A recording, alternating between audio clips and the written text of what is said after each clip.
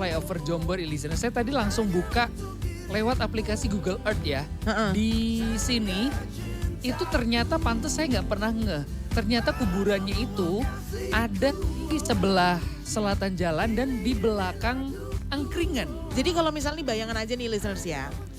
Anda datangnya dari arah Monjali. Arah selatan. Nah, arah Monjali lurus. Ambil jalur yang bawah, bukan jalur yang atas. Iya, Karena kalau benar. di atas nggak kelihatan. Nggak kelihatan. Ambil jalur yang bawah. Ambil jalur Alur yang bawah. bawah, listeners. Anda lihat kiri jalan langsung. Ada angkringan Taci Pak Mon. Pak, sopo kuwi? Pak Mon. Oh, Pak Mon, bener. Angkringan ringin Taci Pak Mon. Nah, di situ Anda silahkan jajan nih, listener. kita nggak Iya, dikasih uang sama dia. Di baliknya lagi ada pohon-pohon beringin gede dan ada satu makam yang ada di selatan jalan. Ini yang di... Tapi kalau dilihat emang cuma satu sih ya Pak ya? Iya makanya. Benar-benar cuma satu listeners. Kelihatannya kalau sekarang udah nggak tahu ya, kelihatannya agak rimbun atau gimana. Jadi mungkin kalau Anda cuman sekedar lewat itu nggak akan terlalu kelihatan. Harus mandek dan... Harus masuk juga. Ancer-ancernya gampang. Angkringan kui, listeners. Nah, mungkin Anda ini di keringannya situ... si Onora yo. Ya kui. Nah, Nanti Adel kan katanya deket-deket situ, coba mampir Del. angkringan nih. Neng angkringan nih. Sembari nanti nyekar di situ ya. Coy, iya benar sih bisa. Ya apa kan kita mendoakan bener. yang sudah mendahului kita. Tapi itu cuma satu listeners, bener-bener cuma satu. Sendirian ya? Sendirian. Kalau, nah ini tuh saya kalau misalnya mau ke JCM Pak, lewat Iya. belakang. Kadang saya lewat situ. Oh yang di jalan pertigaannya ini? Iya ini kan ada jalan masuk kan, Iya. nah itu bisa lewat situ tuh listeners. Sebenarnya kalau suasananya sendiri kalau malam, kalau saya yang misal dari Jalan Magelang mau pulang, itu kan saya daerah Jalan harus lewat Jalan Kabupaten, itu memang sedikit gelap. Cuman masih oke sih, nggak yang gimana-gimana. Coba kita langsung tanya sama Bono aja. Halo Bono. Halo, selamat siang. Sudah dengar suaraku? Halo. Sudah. Sudah terdengar dengan Oke, nyaring oke. dan merdu Bono. Gimana Bono, sehat ya? Di sini sehat-sehat. Maaf ya agak berisik, soalnya di sebelah saya sedang terjadi pembangunan. Oh. Saya pikir ada kejadian apa Bono. Enggak. Dipikirnya aku lagi itu nukang maksudnya. Enggak. Enggak. Bono kok nukang? Bono Nggak itu mungkin. Nyambel dong. orang Bono itu mandornya kok. Sembarangan. Nah, kui masalahnya. Pinter deh. Bono, Pinter deh. ini langsung aja. Bono makam yang ada di samping Jombor itu Bono pernah lihat kah atau pernah denger? Pernah dengar ya. Itu memang Apa? salah satu makam keramat. Banget. Iya sih. Nah, kalau ngomongin keramat memang banyak banget ya. Makam keramat di Jogja, apalagi daerah-daerah daerah Ring Road itu tuh banyak banget. Ya mungkin itu salah satunya yang tidak bisa dipindah atau tidak mau dipindah. Kenapa Gitu. sebentar sebelum lebih jauh lagi Bono, kenapa ada banyak makam keramat di sekitaran Ring Road Bono? Bahkan saya juga baru tahu baru-baru ini Bono ada makam di situ karena kita nggak ngeh karena ketutup angkringan sama pohon yang terlalu rimbun itu ya Bono. Iya kan? Iya. Memang nggak terlalu kelihatan ya. Dan kalau mamanya agak ketutupan memang benar ketutupan pohon. Iya, daerah-daerah Jogja, apalagi daerah Ring Road itu kan istilahnya kan belah sawah, belah desa juga. Dan di situ kan pasti banyak pemukiman dulunya. Mungkin mohon koreksi karena orang yang asli Jogja mungkin mohon dikoreksi kalau mamanya saya salah. Jadi setahu saya daerah-daerah situ tuh memang banyak sekali makam. Jadi menandakan bahwa di situ tuh memang banyak sekali pemukiman. Terus yang kedua, tidak hanya di situ saja, itu salah satunya.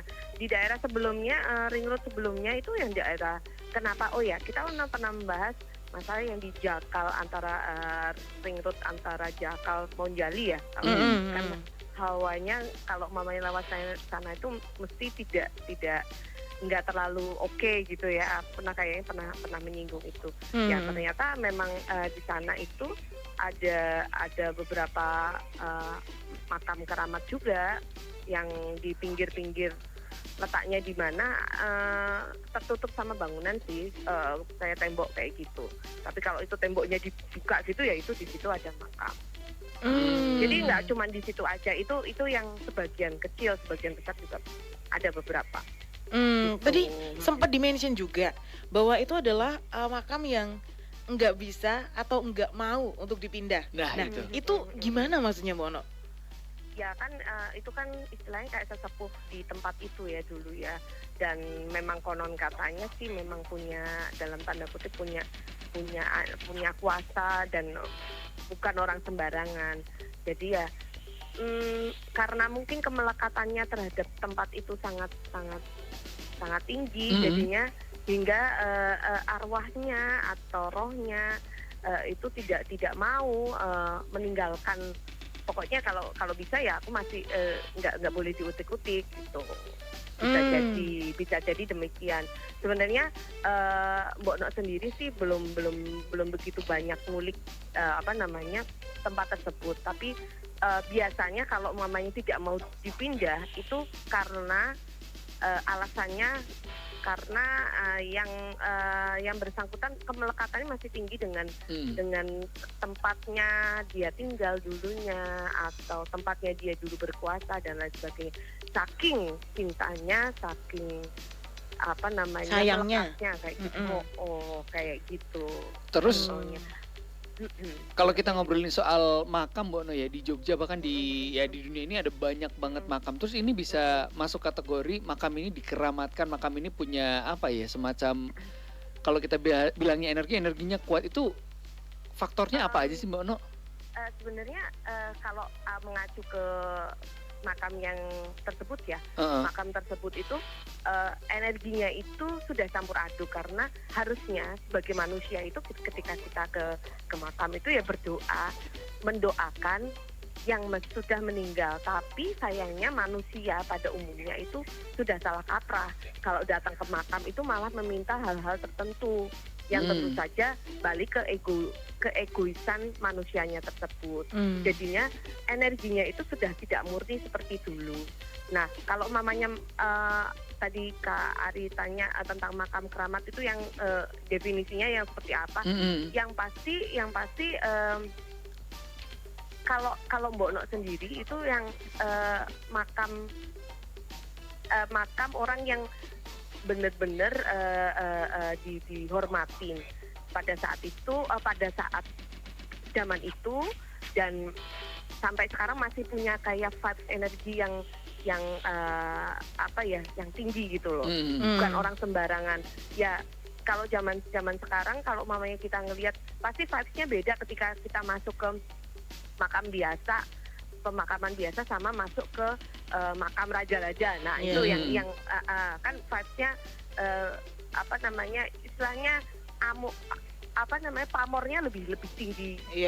Beliau-beliaunya itu yang yang punya ibaratnya selama hidupnya ada kekuasaan gitu ya dan lain sebagainya, ada kekuatan punya gitu. Kekuasaan, punya aku nggak ngomong ilmu ya, tapi ketika orang sudah punya kekuasaan tersendiri itu pasti punya energi yang besar. Nah, itu dia. Nah, beliau itu yang akhirnya dan juga pasti ada yang menjaga. Nah, itu berkaitan dengan yang menjaga dan sebagainya. Akhirnya mempunyai vibes yang lebih tinggi daripada makam-makam pada umumnya. Tapi begitu, Kak. Ini tolong dikoreksi ya Mbak Ono kalau salah. Apakah mungkin jadi makam keramat ini seolah-olah jadi keramat gitu ya Mbak Ono? Karena bagaimana persepsi orang-orang terhadap makam itu. Jadi kayak misalnya, kayak tadi kan Mbak Ono bilang energinya jadi campur aduk. Orang tuh datang biasanya harusnya cuma nyekar dan lain sebagainya. Ini tuh udah bukan lagi cuma sebatas itu, tapi lebih bahkan ada yang minta dan lain sebagainya gitu. Apakah jadi seperti itu Mbak Ono? Ya akhirnya kan jadi nggak murni lagi ya. Mungkin bagi harusnya kan makam itu kan istilahnya dalam tanda kutip kita datang, kita doain, kita kasih energi positif untuk yang telah meninggal untuk biar lebih semangat untuk berjalan ke tempat yang lebih abadi kan kayak gitu kan. Tapi ini malah meminta sesuatu yang ya istilahnya nggak, sebenarnya kan bukan itu esensinya. Jadinya membuat energi yang tidak murni dan yang lain-lain yang ada di sekitar itu kan jadi apa namanya ikut campur aduk, istilahnya nggak ikut ngerecokin gitu loh. Harusnya kan yang di samping-samping kan kita nggak tahu kan, kita nggak ngerti isinya di samping-samping itu apa aja, yang nggak kelihatan kan banyak banget. Nah itu yang akhirnya kan bisa tidak jadi baik, tapi malah jadi nggak baik kayak gitu. Terus kan sekarang kita tahu daerah Ring Road sana lagi gencar banget ada pembangunan jalan tol dan sebagainya gitu ya Mbak Ono ya. Misal ketika memang itu masuk dalam rencana untuk perluasan jalan atau mungkin pelebaran jalan atau bahkan mungkin dilewati tol gitu. Misal itu memang harus dipindahkan, harus seperti apa Mbak Ono? Apakah memang lebih baik enggak atau ya mau nggak mau dipindahin tapi dengan satu atau dua konsekuensi atau gimana Mbak Ono kalau dari kacamata Mbak Ono? Kalau semuanya kayak gitu, itu banyak hal pasti bisa dipindahin dengan pasti ada syarat persyaratan tersendiri, dan itu pasti harus ada perantara dalam tanda kutip ya. Perantara yang aku bilang adalah orang yang bisa menjadi mediator. Syaratnya apa? Supaya ada win-win solutionnya siapa kayak gitu-gitu. Sebenarnya nggak cuma di situ, ada yang nggak mau juga di daerah YIA itu juga ada yang makam keramat yang nggak mau tidak bisa dipindahkan.